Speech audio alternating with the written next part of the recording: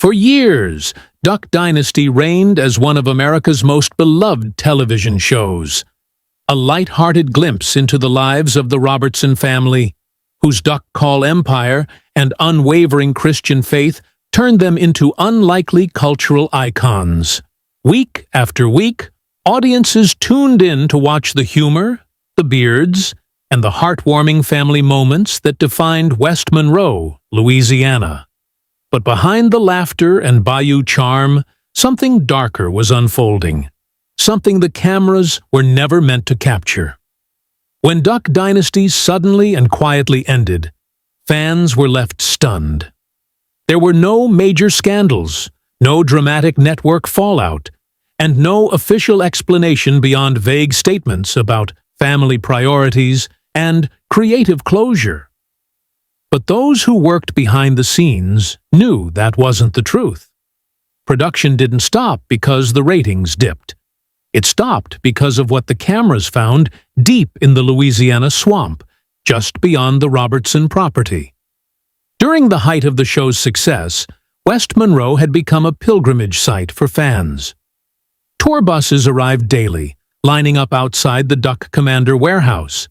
Merchandise flew off the shelves, and every Robertson became a household name. Yet, as filming began for what was meant to be the next season, the tone on set shifted. Members of the crew started reporting strange activity near the edge of the swamp. Unexplained noises, lights flickering over the water at night, and missing equipment that later reappeared covered in mud.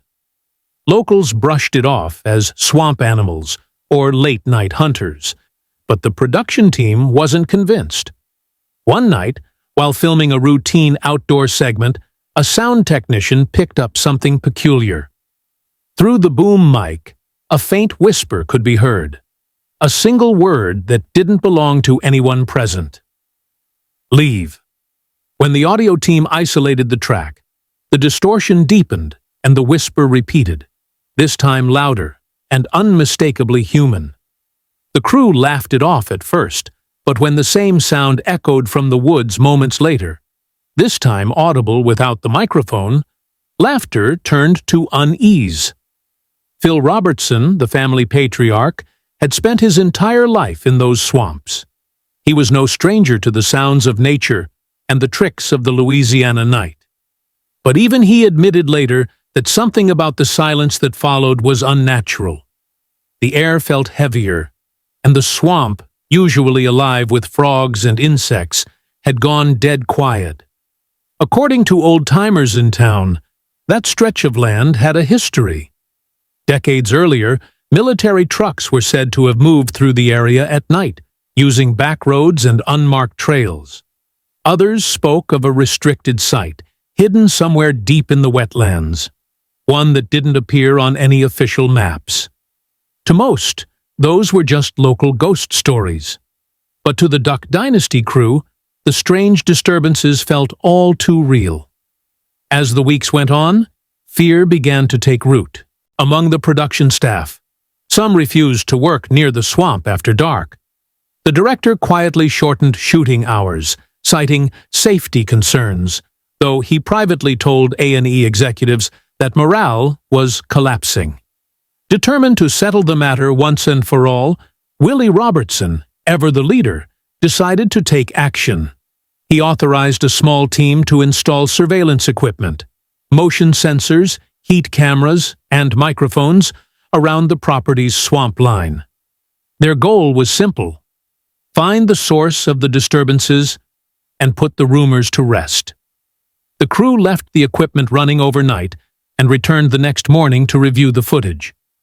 What they found left the room in stunned silence. One camera had captured movement, something tall and upright moving swiftly through the trees just before midnight. The shape was human in form, but distinctly wrong in motion, broad-shouldered, unnaturally fast, and seemingly aware of being watched.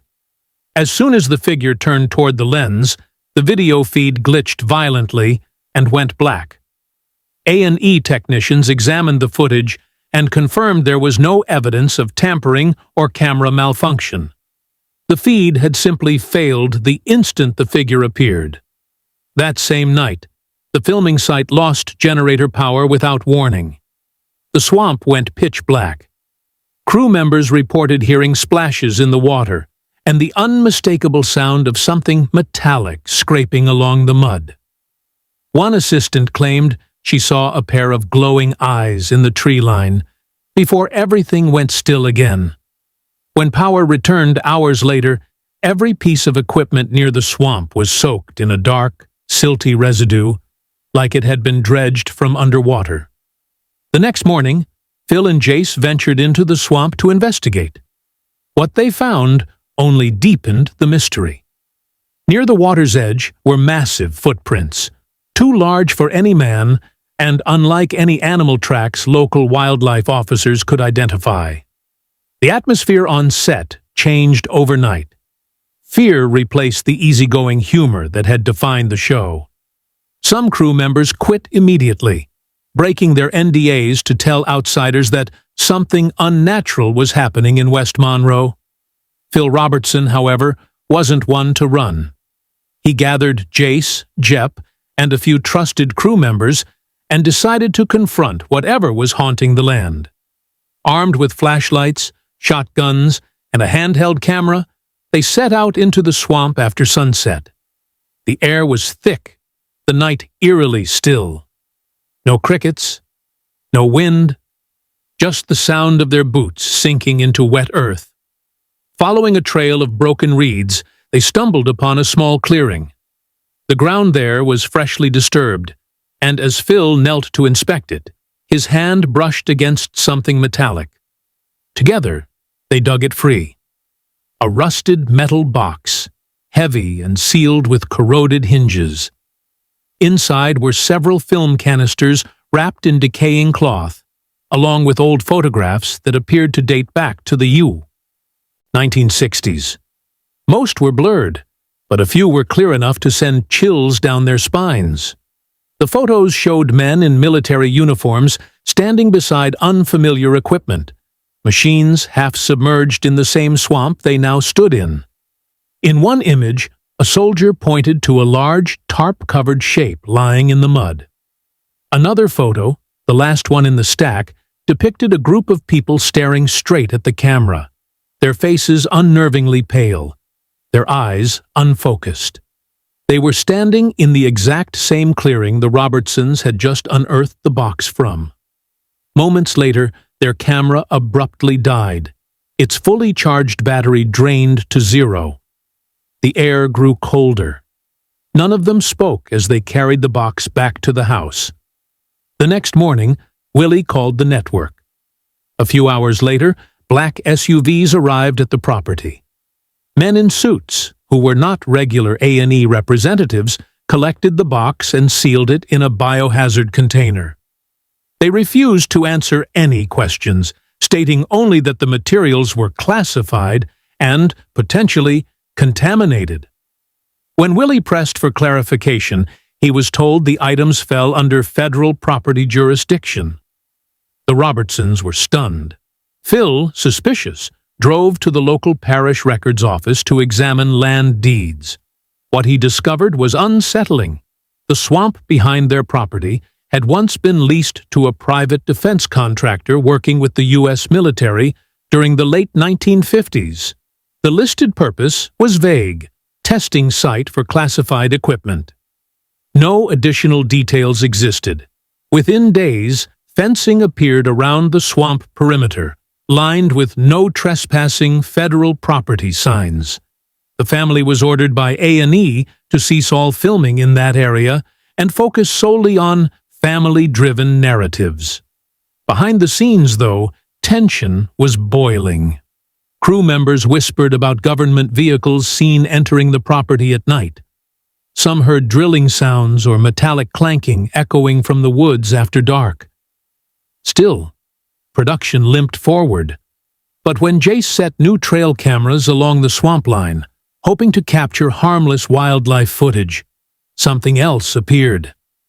The recorded images were distorted, but unmistakable. A tall humanoid silhouette emerging from the fog, gliding instead of walking. The figure paused, turned toward the lens, and vanished. Immediately afterward, all 6 cameras failed at once. Power drained. Batteries died. Every nearby electronic device shut off simultaneously. When the footage was reviewed, a strange low-frequency hum filled the audio, a pulsing mechanical vibration that seemed to originate from the ground itself. Several crew members reported headaches and dizziness while listening. The following day, A&E suspended all outdoor filming, but not before someone leaked a few seconds of the footage online.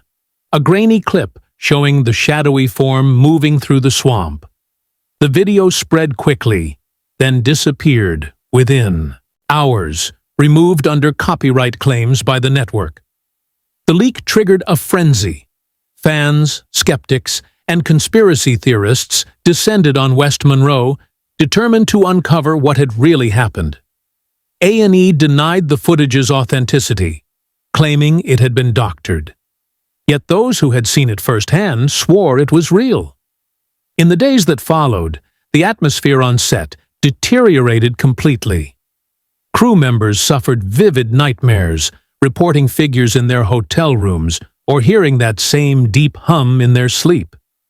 Even Cy Robertson, normally the comic relief, refused to return to the swamp, muttering, "There's something out there, and it don't like cameras."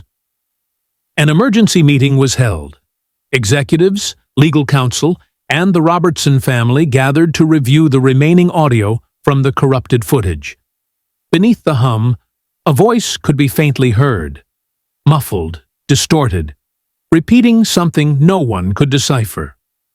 The investigator assigned to the recording analysis later claimed the frequencies didn't match any known human or animal sound pattern. His face reportedly went pale as he shut off the monitor. Within hours, A&E ordered the area sealed. Unmarked vans arrived under the cover of darkness,